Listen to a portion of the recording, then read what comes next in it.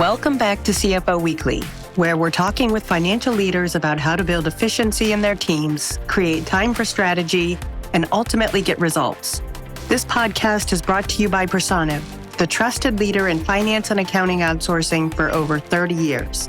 See how Personiv's customized solutions can help you streamline your operations with teams that start as small as one. Visit the website at personiv.com to learn more. I'm your host, Megan Weiss. Let's jump right in. Today, my guest is Dr. Meg Johnson. Meg is the CFO at Terra State Community College, bringing over 2 decades of experience in bank regulation, risk management, and strategic planning with significant leadership roles at both S&T Bank and the Federal Reserve. Meg, thank you very much for being my guest on today's episode of CFO Weekly. Hi, Megan. Thank you so much for the invitation. I'm really looking forward to our conversation this afternoon. Yeah, today we're going to be discussing the crucial topic of risk management. And in today's business environment, risks seem to be quickly evolving and they're coming from just about everywhere. I'm looking forward to learning from you. So let's get started. That sounds great. First, and as always, let's just start with a little bit about your career background and how it is that you got to where you are today. Sure. So I began my career back in 1996 with the Federal Reserve System. And what started as a role as a banking supervisor and a bank examiner really evolved into a number of diverse leadership positions. Each role, from supervising our state member banks and engaging in high-profile assignments in Washington to overseeing risk management at a bank, has really added layers to my understanding of the financial sector as well as risk management practices. It's really been a blend of critical decision-making, strategic planning, and consistent learning, as well as a real passion for continuing my own professional development throughout my career and attending different certification and professional courses. And now at Terra State Community College, I'm really leveraging decades of financial insights to support and guide our educational institution that helps shape the minds of our future. And maybe you just answered this, but what drew you towards your current position, which is CFO at Terra State Community College? So after my diverse roles in the financial world, from working both as a regulator as well as a publicly traded bank, I really felt a pull towards a position that really combined my expertise, but with a broader purpose. Currently, being a CFO here at Terra State Community College is not just about the numbers, it's about shaping a future and ensuring that our college stands on a solid financial ground and making education accessible to the communities in which we serve here in the Northwest Ohio area. And in your view, how have changes in the global economy impacted financial risk management strategies in, let's say, the last 10 years? In the last 10 years, especially during my recent tenure at the Federal Reserve, I've really observed global economic shifts that redefine the boundaries of financial risk. With the globalization in the economies and the rise of digital economies, risks are really no longer confined within geographical borders as they traditionally were. To manage them effectively really requires an approach that's dynamic, globally aware, yet really locally attuned. And from your experience, what are the most common mistakes that organizations make when trying to manage their financial risks? Well, one that really comes to mind from my vantage point is the compartmentalization of risks. At S&T Bank, we really emphasize the interconnectedness of all the risks, both from credit to operational to reputational, really across all of the regulatory risk stripes. Effective risk management in an organization really requires a cohesive enterprise strategy, as well as collaboration and a robust communication strategy. What would you say to a listener out there who's maybe thinking, this is never going to happen to me? I don't need to worry about this. I'm not going to prioritize it. What would you say to them? In terms of risk management? Yeah. I think even if you think about any industry sector will benefit from having a strong risk management program. Traditionally, the financial sector is something that is aligned, whether it's from the regulatory perspective or it's a publicly traded firm, or maybe it's just a small public accounting firm on the corner. But having moved to higher education, it's very important to this industry as well to really think about the what ifs. A couple of years ago, I don't think anyone imagined that something like COVID would happen and the impact that it was going to have across the workforce. Specifically in higher education, while I was teaching as an adjunct, we were really not prepared for the effect that was going to have on our attendance rate, the effect it was going to have on our workforce, the effect it was going to have on our students.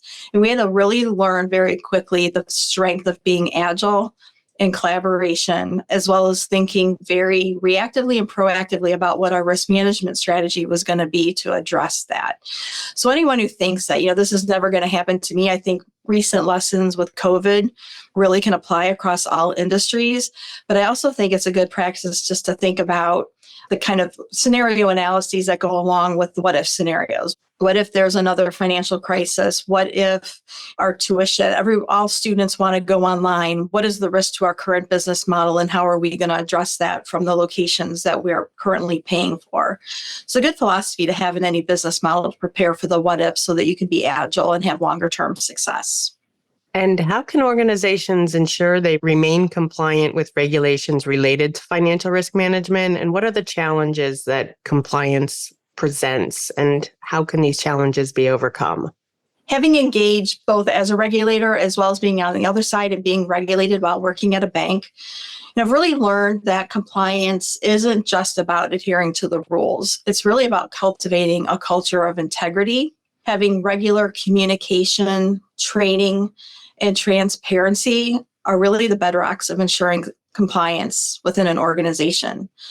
Challenges arise, but with a proactive stance and a culture of continuous learning and feedback, these challenges can be effectively navigated and ultimately enhance an institution's compliance program. And what strategies and resources should organizations utilize to better assess and manage the risk in their own financial operations? So I've seen all types of risk management activities across the spectrum, depending on the size of a particular organization, whether it be a small bank, a large bank, or even a community college like the one that I work in now. So risk management, I think, really is a combination of technology, processes, and human insights. And really, the depth of each of those really depends on the complexity of those organizations. So tools like various GRCs or governance risk and compliance models have been invaluable, but I think equally crucial is the human element, the thinking and the judgment that goes behind a strong risk management program. Having teams that can interpret data, understand nuances, act decisively, but also leverage lessons that have learned from the past to help influence and inform strategies for assessing risk into the future. And in your view, what role does data and analytics play in financial risk management?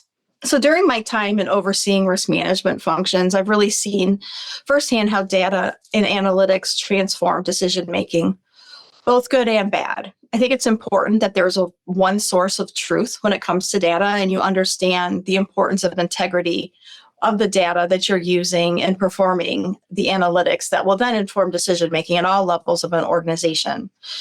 Having this will provide greater clarity, offer better predictive insights, and really enable organizations to understand trends and patterns that exist within the particular industry that they are working in. This is crucially important in today's volatile world.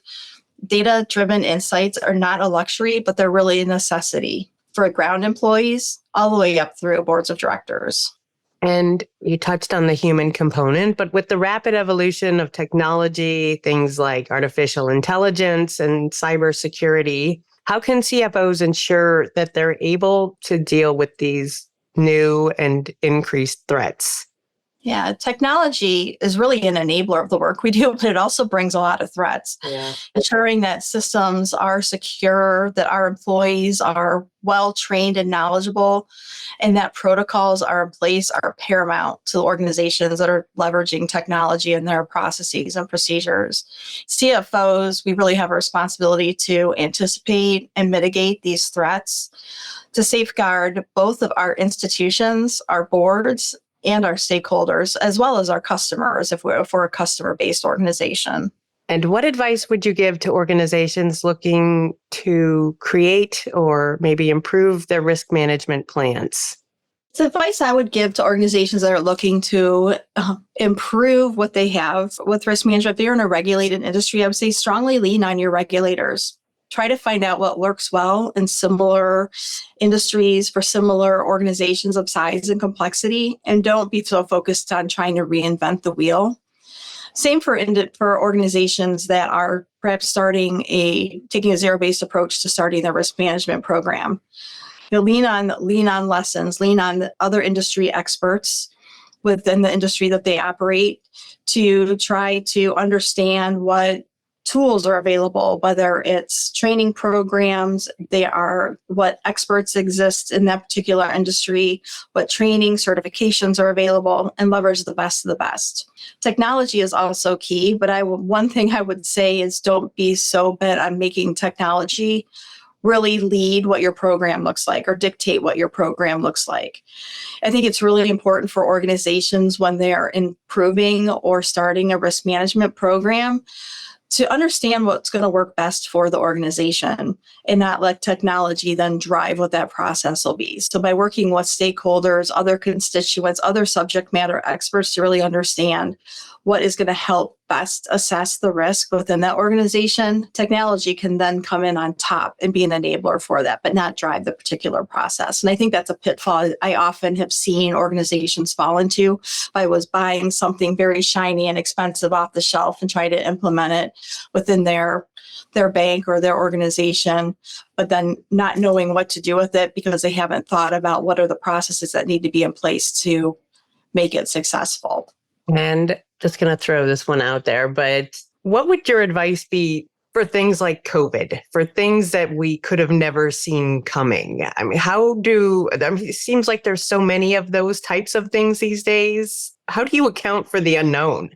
Yeah, it's a great question. So I think having some weak signal monitoring in place is really important. And it's often a step, I think, that gets overlooked by institutions or organizations because it's kind of like an afterthought. It's like we're trying to get the baseline of the program and assessing risk and it's almost like process over substance a little bit. But having those conversations around, what are the whispers that I'm hearing in the news? What am I hearing from my employees? What's keeping my board of directors up at night? And having those conversations around, okay, if this event were to happen, what are we going to do? And doing some action planning around what those threats might be. I think helps with those unknowns that might happen. You're never going to predict the future, but I think there are a lot of things that institutions do in terms of scenario planning, contingency planning, having stress testing exercises that can build a resilient workforce to help deal with whether it's COVID, it's a crash in the market, it's another Black Friday, these things that we don't think we know are exactly going to happen, but they will prepare the organization to deal with it if they have the right policies in place, as well as practice and have had good conversations around what the what ifs are around the table. That's great advice. Thank you for sharing. And last question, what's keeping you up at night? Oh gosh, moving into a new industry like higher education here at Terra State Community College really carries, a lot of responsibility. And I find myself most really thinking about the future of education, especially in a community college where there is fierce competition among other higher education institutions, the financial challenges that lay ahead not only for the college as an institution, but also for our students, and how to best ensure that our students have every resource that they need given these challenges. So I think about how can we provide a best-in-class educational experience for our students, knowing what they need and to make them the best contributors to the workforce, as well as understanding what the workforce needs and having that marriage. So it's kind of a perfect storm of making sure that we have the money to provide that, our students can afford the education that we're providing, and that we have the programming in place that they can take advantage of to leave and flourish out in the community in their careers. But, beyond that, from a concern standpoint, I also have a lot of excitement and hope for the future that we're building here, not only at Terra State Community College, but there's a lot of exciting things that are going on in higher education in terms of developing the workforce with technology grants and other things that are going on with healthcare in the technology world. there's just the possibilities are endless for individuals who may or may not know what they want to do with their futures in terms of a career when they enter the workforce. But there's a lot of opportunity. And I think that's really, really exciting to be in higher education at this point of time and be kind of at the ground, helping to build that here at Terra State. I lied. It wasn't the last question. I'm just curious. What advice would you give to CFOs listening who are also considering switching industries? How do you get comfortable with something new like that?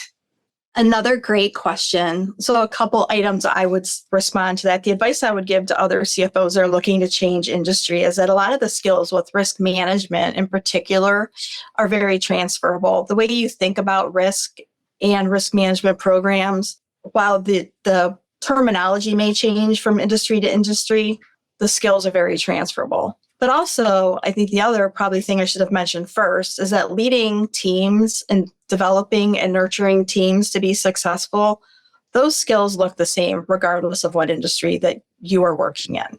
And so walking into a different industry as a CFO here at Terra State, I've been able to bring what I know about risk management and what I know about leading people and rallying around a common cause to help us be successful in terms of understanding what our financial landscape looks like, addressing the challenges that we have here that are specific to Terra or maybe specific to higher education, but also knowing how to be resourceful to go and ask the questions that I don't necessarily know the answers to. So there's a lot that I didn't know coming to higher education in terms of the specifics of financing for educational programs, what that looks like, state subsidies, financial grants. There's a lot, but that's the part of my job that I love. The fact that I can bring this great experience from my past into a higher educational institution and learn at the same time. It really drives my passion for learning. And I think because of that and where I sit, it builds the excitement that I talked about earlier for my role.